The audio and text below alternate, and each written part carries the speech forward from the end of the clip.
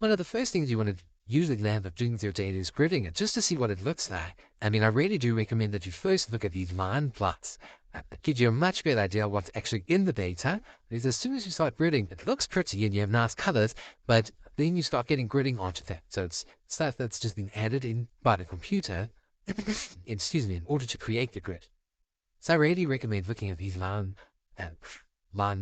plots first. How I created these, if you go look back in the tutorial about how to import a database, I showed you how to create those, and then you spoke about how to plot the distance along the x-axis in the tutorial that spoke about how to convert that long to x and y in meters. So once you've done that, once you've looked at your data, once you've taken out spikes in your data, so I actually haven't spoken about that, mainly because I don't have any spikes in this data, but literally if here my data was just spiking up to an unreasonably high value, and it was just at one data point, then I'd know, well, obviously something's wrong at that data point, because it's only one point, whereas if it happened over several points and it is an anomaly, you literally could just click on the plot here. It takes you to exactly where the data point is, and then you could click here, right click and go delete marked row. So that's how you remove spikes. But once you've done that, once you've removed all the spikes in your data, and you want to plot up your diurnal data, so you can see here I've got readings as my original magnetic readings in the survey. Diurnal is my diurnal corrected readings. So I'm going to plot up the diurnal. I'm going to go gridded image, gridding, and then these are the different gridding algorithms. I usually just use minimum curvature. I know a gentleman here likes using kriging. So you might as well just plot up both, compare them, and see what it shows you. But for now, I'm going to click minimum curvature. Channel to grid is the column that you're gridding. So I'm doing diurnal.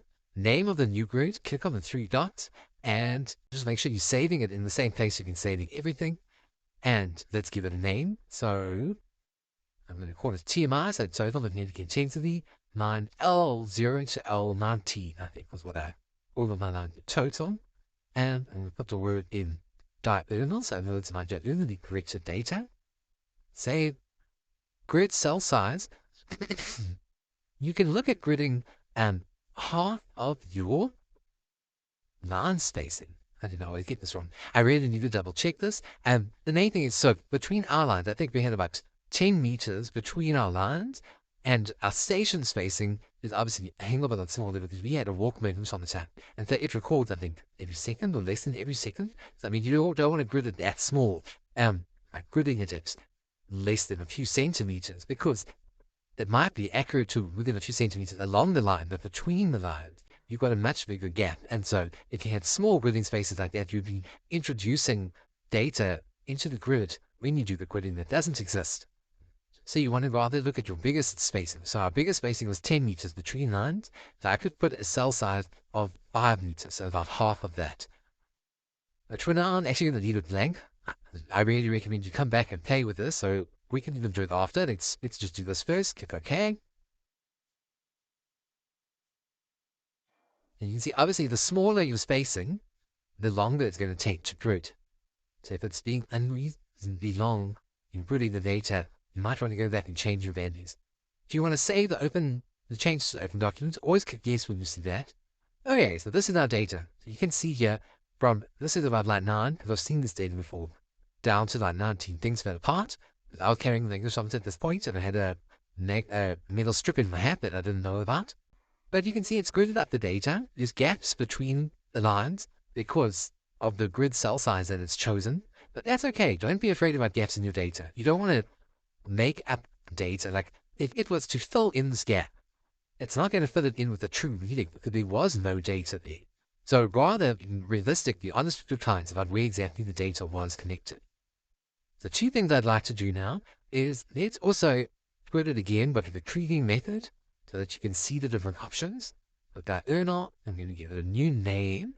And so at the previous file I did, I should have said minimum curvature, but now I'm going to say kriging. I'm going to leave the cell size blank so that we can compare the 2. Just takes a bit of time. It takes a bit longer. I'm going to pause it. I'll come back when it's finished. Okay, so I'm back. This is the kriging, so I'm just going to reduce that to make that smaller. And then go here, Windows vertical, so we can see them next to each other. In order to see the whole grid, you can go up here and click on this Earth button, and it zooms out. But I could do the same here, click on this and click on Earth, or click on this original one. I go to these brown squares and click on the middle one. It says change extent on all maps. So what it does is it takes the extent of this map and applies it to all other maps. So you can see it shrinks that. Okay, so there's preview on the left and minimum curvature on the right. And you can see there are some variations between them. I'm going to be zoomed in a bit, it will help. Let's go here. I'm clicking on the preview. I'm now clicking on this magnifying glass with a square behind it. It's called zoom in. Excuse me, I'm going to literally zoom in with the box. So I'll just create the size of the box, but then it doesn't automatically zoom in. I then have to click again. And the reason why they both zoomed in is because I've still got this option selected that says change extents on all maps. So whatever I zoom in here, it doesn't matter maps. You can see the creating is quite blocky, whereas the minimum curvature is a lot more smooth. So yeah, it's your choice what you prefer. I'm going to zoom out again. So I'm going to close this creating one. And I wanted to just see what the difference is between using a default cell size and actually putting in a value. So let's go back to gridding and minimum curvature. And I'm going to just put here 5 meter cell size. Well, you can actually put the SS for station. I should say grid space and grid size. GS is 5 meters and 5 here. Let's see, it might make it very long to put it up, or maybe it'll make no difference. Whoa! I think I know what it is. Okay, so if I, it's good that it's happened because now we know, we'll know if it happens to you. If I go back to this grid here, you can see at the bottom, it says the coordinates are in geographic, where I can see that this is longitude, this is latitude. So by saying 5, I've literally said 5 degrees Celsius size, or gridding size, because it takes whatever the units are of your grid. So that's why this is such a disaster.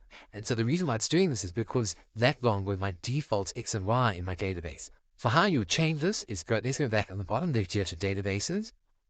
So yeah, I've got several loaded. And this is the one we were working with, so I'm going to click on it. It doesn't open up, but it does highlight that it's been minimized over here. So I'm going to maximize it.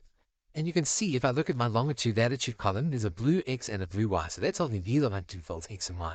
If I want to create a grid in meters, I've got to change my default X and Y. How do I do this? I go coordinates, and I go either set X and Y or coordinate system. So I'm just going to go set X and Y.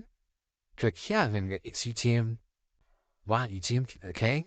See the blue X and Y disappear there, and then appear over here. So let's try grid again. So I'm going to do it from scratch. So diurnal, I'm going to take, we can take it away. Let's do our first one again. So this was the one that didn't have any grid cell size. I'm just going to overwrite the file. So I'm clicking OK. Do I want to overwrite it? Yes. And it pops up. You can see now as I drag my mouse over it, now down here the units are a lot bigger. And it's not in meters. You can see the M, and it tells you it's UTM zone 35. So that's great. Let's do it again. And actually put in a cell size. Well, grid size of 5 meters and 5. Let's click OK and see what happens. Overwrite it, yes, I want the original file. Didn't take too long. So let's just reduce this. Okay, so I'm going to go Windows, vertical, so they pop next to each other. And here I'm going to go on the Earth button. I'm going to click on the ground square, so they both look the same. And you can actually see that the 5 meter one is a lot smoother than the default grid size. So it's filled in a lot of these gaps because the gridding size is bigger, and things look a lot smoother because of the larger grid size. The Geosoft actually was choosing a smaller grid size. So you can play around with it and see. I just want to zoom in. I'm going to zoom. I'm clicking on the one that on the left, and I'm clicking on the zoom in box. I just want to show you over here. If I zoom in, you can see there's a lot more detail on the Geosoft gridded one, the smaller grid size. Because here on my 5 meter one, it's really smooth out this anomaly, linked it across, and it's quite a low resolution one. So this shows you the importance of your grid cell size. So let's zoom out again. And really, I'm going to create this big anomaly here. So this is a good example of why after you've done gridding, you should then plot your data points. So I'm going to stay selected on this bigger grid size. I'm going to go here to Map Tools, and I'm going to go on Line Path. I'm going to leave everything as is, and I'm going to click OK, and click Update on Maps there. So what it's done is it's loaded my lines that I walked along. And the importance of this is that I can see here that this huge pink region here at the top, there's no data there. So I can't believe this anomaly because there's nothing collected there. So that's very important to load your data on. I'm going to click on this right-hand part. I'm going to do it again here. You can actually change here. It says label location. Mine says none, but I'm going to change it to end. Click OK. Okay. And it's actually going to zoom in. It's giving me my line numbers on the end. Something else you can do, I'm just going to uncheck this. So when I click on the plot, it brings up here on this left side the Group Manager tool. If that doesn't come up, just click on this icon here that says Toggle View Group Manager. And it in here shows me all the databases, all the data loaded on this grid. So this lower AGG is the data itself. This path of these lines that I've just plotted. So if I want to take them away, I deselect it and they're gone. Now I'm going to go back to Map Tools, Symbols, Location Plot. And so literally I'm going to take those X and Y data and plot it as dots on my map.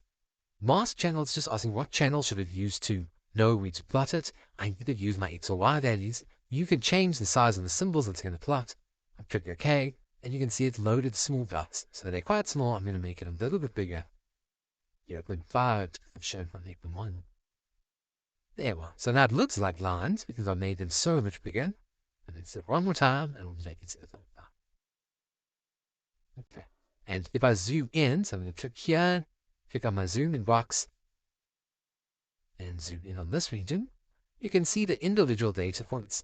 And so again, I would now know, okay, well this read here, it's not actually data that I've collected, it's the computer has gridded between the lines. So I mean, there could be an anomaly there, but just to be reasonable, you probably wouldn't want to go drill a hole if you wanted to drill a hole, a well or a borehole. You wouldn't drill it on the space where there's no data and where the computer has gridded between them. You drill something in an area where you have definitely collected data.